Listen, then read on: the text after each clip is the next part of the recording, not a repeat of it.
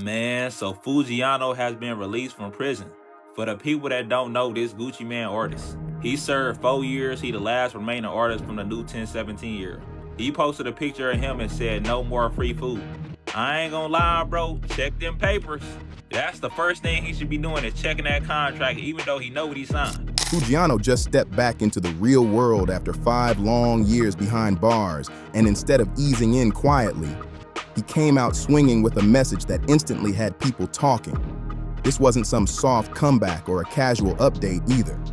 It felt sharp, direct, and perfectly timed, especially considering everything going on around Gucci Mane right now. See, Foogiano didn't return to a calm situation at all.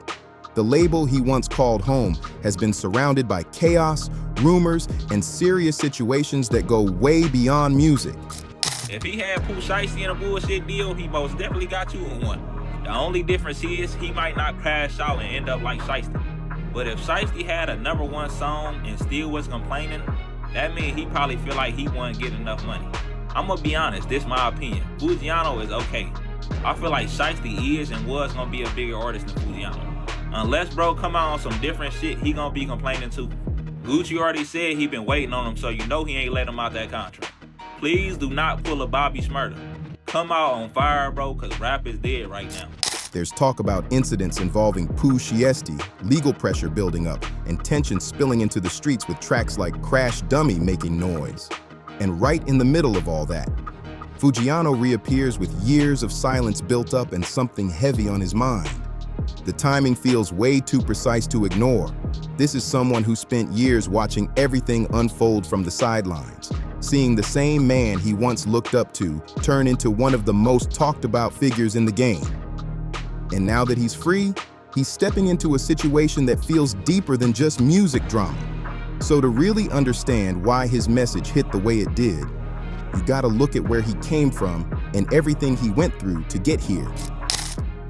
Foogiano, released from prison, served 4 years. The last artist left from the 1017. Everybody's either dead or in jail, literally, or released. He was one of the 2 artists that Gucci decided to keep. Pooh Shiesty and Foogiano, of course. He's been released. The internet's going crazy. Foogiano, whose real name is Kwame Khalil Brown, was born on July 4th, 1993 in Greensboro, Georgia. And this isn't one of those big city stories either. Greensboro is a small town where everybody knows everybody, and opportunities don't come easy. Out there, people usually end up choosing between a few paths: music, sports, or getting caught up in the streets. Foogiano ended up brushing against all 3 at different points in his life. Things shifted early for him. Around the age of 12, he found out that the man he believed was his father was actually his stepfather. That moment clearly hit hard, and from there, he started moving differently, getting closer to street life at a young age. And in a small town like that, once you step into that world, it doesn't take long before trouble finds you. By 2013, he was already dealing with serious charges tied to burglary and robbery. In 2014, he was sentenced and ended up serving about 3 years. That was his first major setback, but it didn't stop him completely. Once he came home, he locked in on music, and it didn't take long for people to notice that he had something real. His track Molly, Baby Mama started building organic buzz in 2020. This wasn't industry hype or label pushing at first. It was raw support from listeners who connected with his sound. Then DaBaby jumped on the remix, and suddenly the spotlight got a whole lot bigger. That's when Gucci Mane really locked in and decided to bring him onto the 1017 label. Once he signed, things moved fast. In November 2020, Foogiano dropped his debut album, Gouda Baby, and it came out strong, hitting #1 on Billboard's Heat Seekers chart right away. Everything was lining up like a perfect run, until things took a sharp turn just a month later. In December 2020, he got arrested in Georgia for possession of a firearm as a convicted felon. Because of his past record, even having a weapon at all became a serious federal issue. The court gave him a chance with bail set at $50,000, but there were strict rules attached. He had to wear an ankle monitor and stay inside the state. Now, most people would have laid low and handled things carefully. But Foogiano made a move that shocked everyone.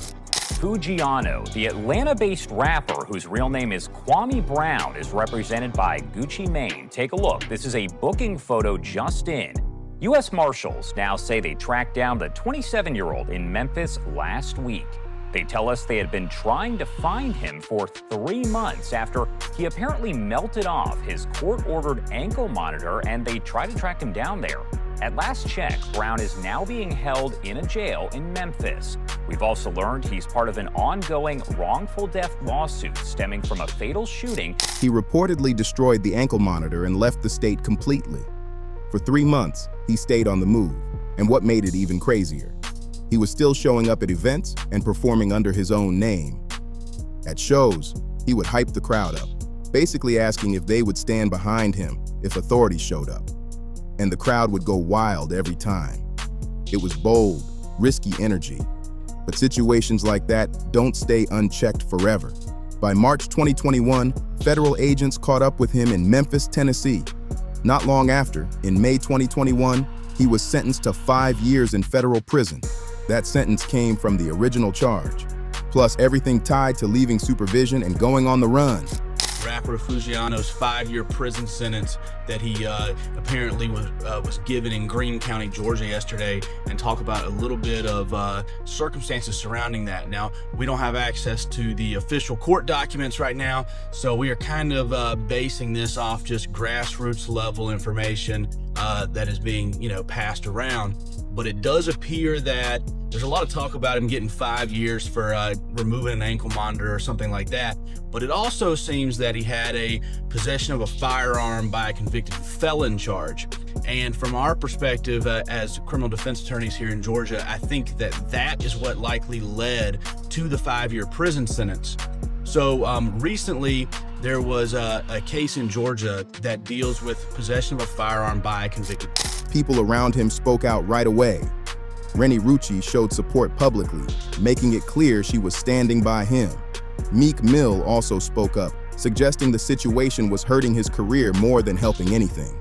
Meanwhile, Gucci Mane said he would make sure Foogiano had strong legal backing.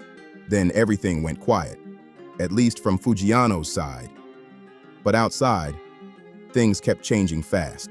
The 1017 label started going through a rough stretch that nobody really expected. Pooh Shiesty ended up dealing with his own legal issues in 2021. Rapper Pooh Shiesty is facing prison time after pleading guilty to a gun charge in Miami federal court. The case against Lontrell Williams Jr. stems from 3 shootings during the past 2 years, 2 of them happening right here in South Florida. Big Scar died in December 2022 at only 23 years old. Rapper Big Scar has died. This is what was posted by rapper Gucci Mane on his Instagram page. It shows a picture of Big Scar along with the caption that reads, "This hurts. I'm going to miss you." We are hearing the rapper died today. He was signed to Gucci Mane's label. Then tragedy hit when Big Scar passed away in 2022 at just 23. Later, in 2024, Enchanting also passed, leaving fans shocked. What once looked like a rising powerhouse started to feel unstable. By late 2024, Gucci Mane even went live to explain that he had to make tough business decisions, saying he was letting go of most of the roster. The only names he mentioned keeping were Pooh Shiesty and Foogiano. So now imagine this moment. After years away, Foogiano walks back into a completely different situation than the one he left. And with everything that's happened, his voice suddenly carries a whole different weight. Everyone else on the roster got let go, just like that. And when Gucci Mane explained it, he made it sound like a clean business decision. He basically said he had to release almost everybody except Pooh Shiesty and Foogiano. He even admitted it wasn't something he wanted to do, but in his words, it was the unselfish move to let people go chase their own paths. Yeah, listen, I wanted to make this announcement on 10/17 yesterday, but I just seen like my statement, my P&L with all my artists. It's almost like a whole bunch of shakeup and it's a whole shit show in the industry right now. But when I look at my P&L and me being a businessman, I think that I'm gonna have to release almost all my artists except for Pooh Shiesty and Foogiano. This is a decision I didn't want to make. I thought about it, you know what I'm saying? I could keep all of them under the contract. But I said, hey, fuck it. Let's just make the unselfish decision and, let them take their talents elsewhere. So, On the surface, that sounds solid, like a boss making tough calls for the bigger picture. But here's where things start getting strange. The only two artists he chose to keep were both locked up at the time. That raised a lot of eyebrows, because while everyone else was getting dropped, the ones still under his wing weren't even active in the outside world. And then, everything flipped fast. By January 10th, 2026, things reached a whole different level. At a place called Luminous Studios in North Dallas, Gucci Mane reportedly walked in thinking he was about to handle a simple business situation. There had already been tension building with Pooh Shiesty over contract issues.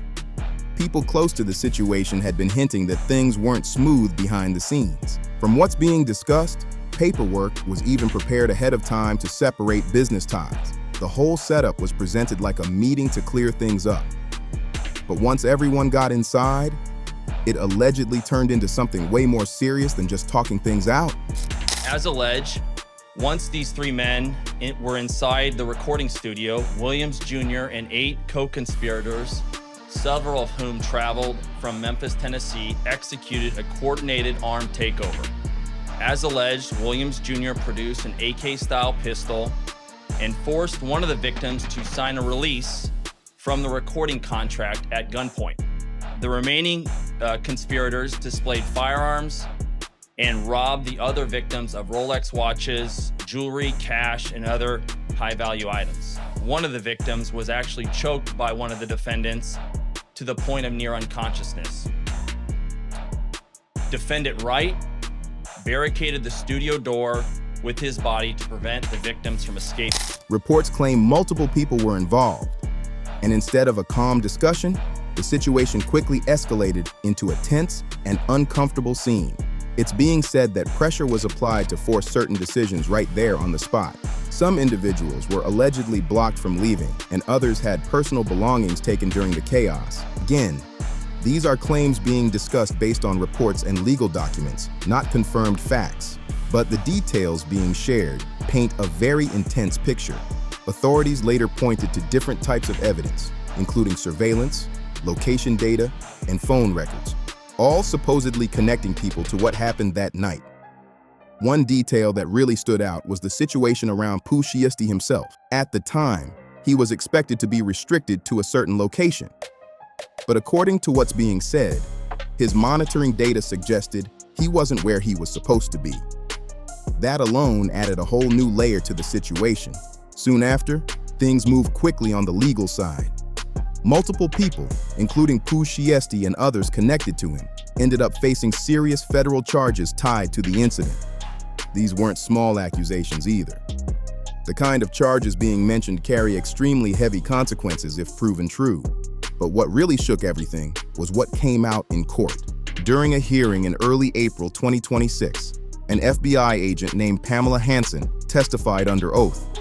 And according to her statement, Gucci Mane had already spoken with authorities the same night the situation happened. She explained that a large part of the case information was built using details provided by him and people around him. That moment hit hard because it suggested that Gucci chose to cooperate with the investigation. And when that detail came out in court, the reaction inside the room was noticeable. Reports described Pooh Shiesty appearing stunned, leaning back and reacting quietly as everything unfolded. Not long after that, the judge decided to deny bond, meaning he stayed locked up while everything continued to play out. Then came April 10th, 2026, and that's when things went public in a whole new way. Gucci Mane dropped a track called Crash Dummy, produced by Zaytoven. And even though he didn't say names directly, it didn't take much for people to connect the dots. The lyrics painted a picture of betrayal, tension, and a situation that went completely left. He talked about walking into what he thought was business, only to feel set up. He described being around people who smiled in his face but had different intentions behind the scenes, and he made it clear he still saw himself as the one who built everything from the ground up. But the line that really stuck with people was when he kept repeating, "I'd done been betrayed, now my heart turned cold." That part hit different for a lot of listeners. The reaction online split instantly. Some people felt like Gucci had every right to speak on what happened and protect himself. Others weren't feeling it the same way.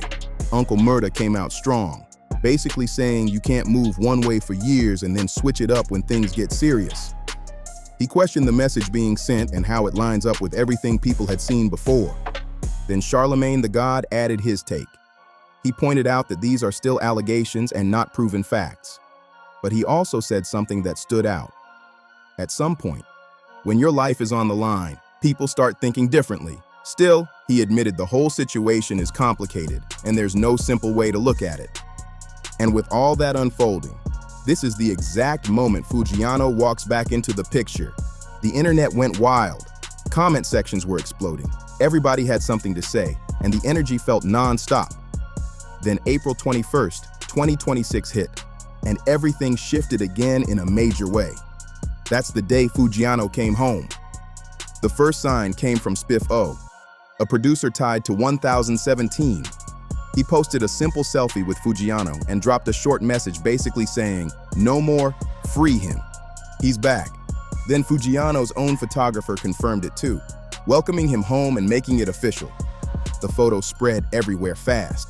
Platforms picked it up instantly and people couldn't stop looking at it. Foogiano was smiling, showing off those signature grills. And those weren't just regular grills either.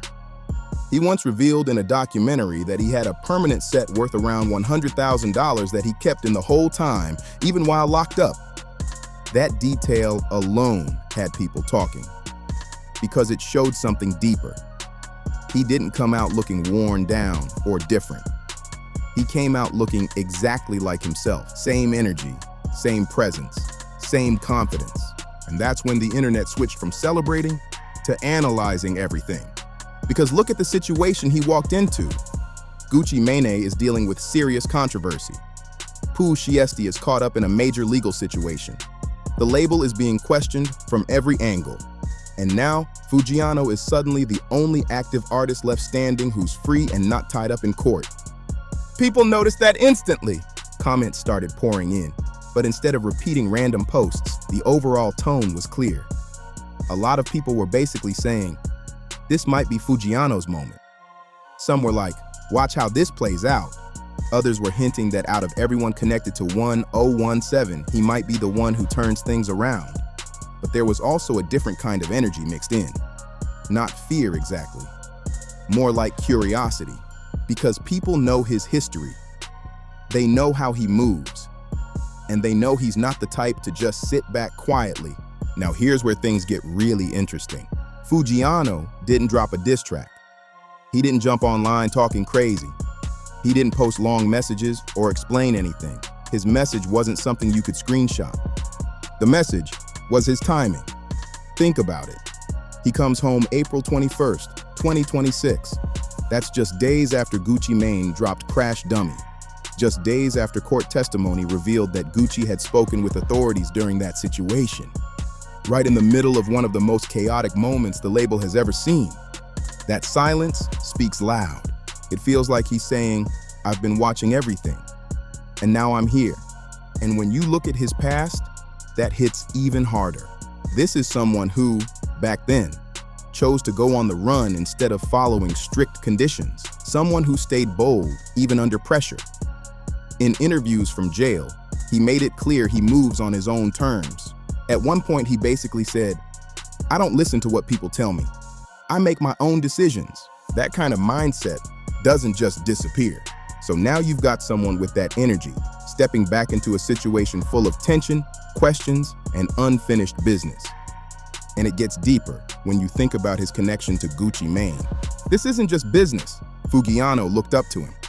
He said before that Gucci was one of his favorite artists growing up, alongside names like Lil Wayne. Gucci gave him a real opportunity when it mattered most. So there's history there, there's respect there, but at the same time, he just spent 5 years away watching everything fall apart. Big Scar passed away. Enchanting passed away. Pooh Shiesty ended up in a serious situation. And Gucci Mane is now being questioned from all sides. That's a lot to come back to. And now Foogiano is basically the last one standing in that circle. So the real question isn't what happened before.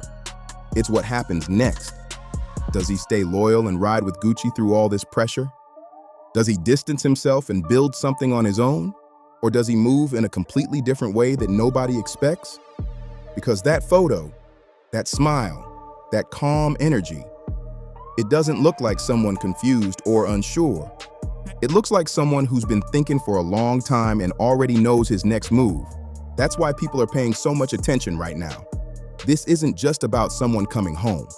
It feels like a turning point, like the final piece being added to a situation that's already been full of twists. And when you zoom out, this situation says a lot about how things operate in the industry. When Gucci Mane rebuilt 1017 a few years back, he did what he's always done. He found raw talent, gave them a platform, and helped push them into the spotlight. For a moment, everything was working perfectly. The numbers were strong, the momentum was real, the label felt unstoppable. But at the same time, everything was built around a certain image and lifestyle. And when pressure hit, everything started to shake. Now, Foogiano is back in the middle of it all. And whatever he decides to do next, it's going to matter more than people think. The whole 1017 image has always been built on a certain kind of energy, that trap lifestyle, that street reputation, that larger-than-life persona. It's been the foundation from day one. And when you build something like that, you can't really be shocked when real-life situations start showing up at your door. That's just how it goes. A lot of people have been saying the same thing in different ways. The image and the reality don't always stay separate. And when things get serious, decisions get made that don't always match the image people were used to seeing. That doesn't automatically make anyone right or wrong. It just shows how complicated these situations can get when real life steps in. Now here's where Foogiano becomes the most interesting person in all of this. Everybody else already made their move. Pooh Shiesty is dealing with his situation. Gucci Mane made his decisions and spoke his side. Others connected to the situation have already shown where they stand. But Foogiano, he just got back, and his next move is still unknown. That's power. He's coming in with real credibility, real experience, and a story people actually want to hear. 5 years away, no noise, no distractions, just time. And now he's back in the middle of one of the most talked about situations in hip-hop right now. So what happens next? There are a few ways this could go. He could stay loyal to Gucci Mane and help rebuild 1017 from the ground up. That would be a strong move, showing unity and turning chaos into a comeback. Or he could step away and do his own thing, build his own lane, drop music independently, and separate himself from everything that's been going on. Or he could speak on everything, in music, in interviews, maybe even something bigger. And if that happens, people are definitely going to listen. Because right now, his story is still being written. That photo, that smile, that return, that's just the beginning. The real message hasn't fully landed yet. And whatever he decides to do next is going to say a lot. So now it's your turn. What do you think Foogiano is about to do? Stay, leave, or shake everything up completely? Drop your thoughts in the comments. And if you made it this far, don't forget to like, share, and subscribe for more updates like this. Tap into the next video you see on your screen right now for even more celebrity drama and breakdowns. Catch you in the next one.